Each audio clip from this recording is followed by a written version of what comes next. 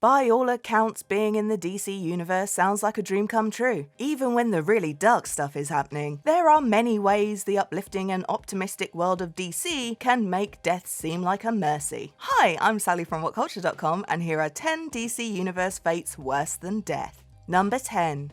Being skipped through time. You gotta imagine being hit with Darkseid's Omega Beam is already a less than fun time, but at least then, it's an instantaneous death. That was not the fate of poor Batman after Final Crisis. Instead of being utterly disintegrated, Batman was sent back in time to the dawn of man. Now, living in a world with no bathrooms would be bad enough. The point is that if this were anyone other than Grant Morrison's Batman, this would suck, and it would suck hard. Sure, eventually you'd find your way back to your original time, but it's more likely you'd get killed a million different ways, a million times over, by the many dangers lurking throughout each of the time periods that Batman gets sent to. And since you're stuck in the past, you're a billion years back from when you were born, most likely causing a hilariously wide variety of time paradoxes in the process.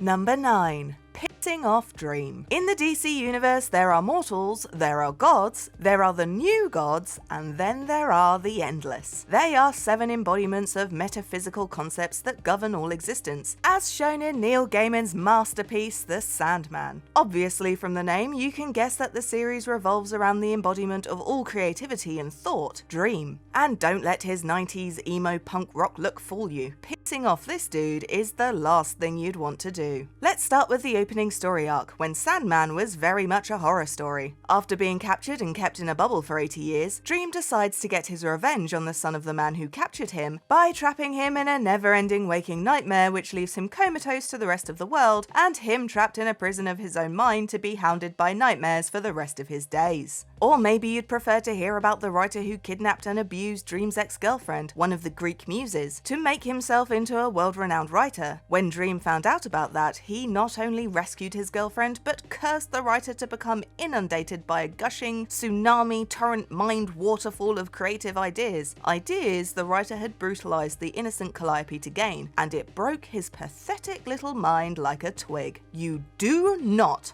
mess with the Dream King. Number 8. Joker Toxin. Being the Joker sure looks like it sucks. Unfortunately, the Joker disagrees to the point where he wants nothing more than to let everyone else in on his morbid little joke. Joker Toxin has been around almost as long as the Clown Prince of Crime himself. It's the signature weapon, the thing he uses to strike shrieking, laughing fear into the hearts of everyone in Gotham. The toxin is typically inhaled, the gas making you burst into uncontrollable, torturous fits of laughter until you're left with the Joker's twisted smile plastered on your face. Shows like Batman the Animated Series manage to portray it as a truly painful process, where the victim is trapped in a prison of their own laughter until the Joker has contorted your face to match his. Number 7. Imprisoned by the anti-life equation. For decades, we were never really sure what it was the anti-life equation actually did, aside from its name giving us the general idea that Darkseid getting his hands on it was probably not the best idea. But that all changed in Final Crisis when Grant Morrison showed us, in all its horrifying glory, exactly what the equation does. The equation goes beyond simple mind control. It's more like Darkseid replacing your will and consciousness with his own, making anyone it affects nothing more than meat puppets for his own will. Under the anti-life equation, humanity is just a planet filled with Darkseid's chattel slaves, with only the lucky few managing to avoid this fate and reverse its effects. But it cannot be stated enough how lucky we got in that being possible at all. Number 6. Trapped in the Phantom Zone. One of the founding cornerstones of Superman world building, always surviving every continuity reboot, is the Phantom Zone. It's one of the few things from Kryptonian culture that we know a lot about, and even then, what exactly awaits you in there changes from writer to writer. In most stories, it's just a pocket dimension used to deal with the most dangerous of Krypton's criminals, but occasionally you'll get a bit more detail, and it's never anything good. The worst of it is by far the fate of poor Xadu. Sentenced to the Phantom Zone, for him the experience was truly nightmarish. He found himself seemingly in normal Kryptonian society, but no one could see or hear him, to the point where even when his parole came up, his jailers couldn't actually find him to let him out, and there he remained, long after Krypton exploded. Number 5. Being Lord Deathman.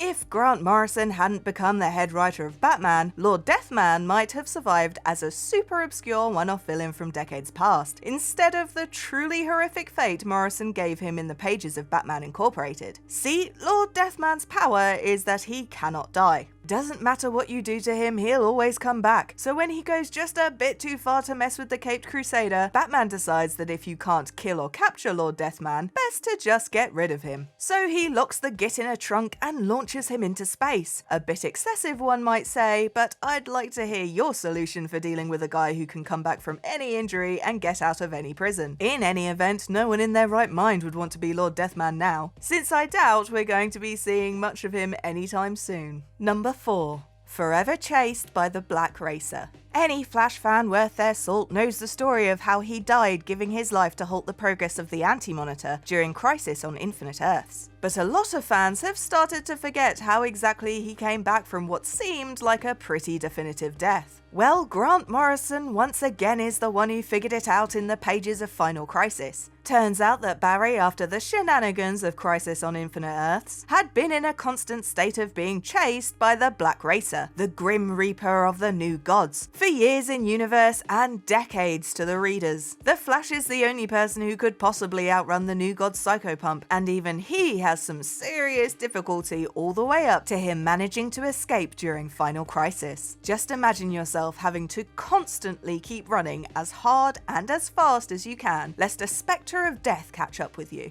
Doesn't sound like my cup of tea, personally. Number 3. Being the Batman who laughs. Frankly, we could have filled this list to the brim with the various fates of the DC heroes and heroines throughout the DC Dark Multiverse, but we wanted to keep things fresh, so we just chose the worst among them, and shock of all shocks, it was the Batman who laughs. Although he certainly seems pleased with how his life has turned out, I doubt very highly that the man he used to be would agree with him there. See, the Batman who laughs used to be your regular old Batman, right the way up until the Joker goes way the hell over the line, to the point where Batman has to break the Clown Prince of Crime's neck to put him down for good. However, the Joker planned for this. Hell, that's why he did anything preceding that moment to begin with. He hid away a vial of Joker toxin that was set to go off with the breaking of his neck. So when he died, a bit of him shot off into Batman, slowly turning him into the horrific, hellish mixture of both their personalities. Number 2. Immortal and Dismembered. Sandman has many unfortunate fates for many of its one-off and even recurring characters, but for whatever reason, Neil Gaiman reserved a particularly cruel fate for poor Orpheus. Due to many shenanigans I don't wish to spoil, because it's Sandman and you need to read it now, Orpheus is reduced to just a bunch of dismembered body parts sitting on a shelf somewhere. What's the issue here besides, you know, the obvious? Well, Orpheus is immortal, so not only did he feel every dismemberment, he remained alive afterward to talk about it with people. Now granted, when we meet him post-mutilation, he seems in relatively good spirits about the whole thing, but how used to it he is doesn't really negate how awful a fate this is for anyone, let alone an immortal being of Greek myth. Number 1. Trapped in Granny Goodness's orphanage. It's hard to say who in the New Gods of Apocalypse to fear most. Everyone there definitely has one hell of a resume to their names, but Darkseid will just kill you and be done with it, unless he specifically needs you alive. The last thing anyone in the DC universe wants is to be detained at Granny Goodness's pleasure. If you found yourself having pissed off the right-hand woman of the cosmic embodiment of evil, then you'll more than likely be taken to Granny's orphanage. This is where she takes her prisoners and proceeds to subject them to every manner of cruelty imaginable for the sick thrill of seeing someone struggle to cling to life. For her orphanage is a place that is the unholy encapsulation of cruelty and sadism. If you're unconvinced, just ask unfairly unfortunate Scott-Free, Mr. Miracle, who was raised there since infancy. Tom King's legendary run on the series was especially good at showing just how lasting the physical and mental trauma of Granny's orphanage can be. If your only other option is to be sent there, remember to take the time out to practice some self-care and throw yourself into one of Apocalypse's many fire pits. She can't torture a pile of ashes after all. So that was 10 DC Universe fates worse than death. What other nightmarish scenarios are you glad can never happen to you? Tell us in the comments so we can agree with you. Liking and subscribing makes us agree with you all the more enthusiastically. And that's it. Thanks for watching. I've been Sally from WhatCulture.com, and I hope you have an awesome day.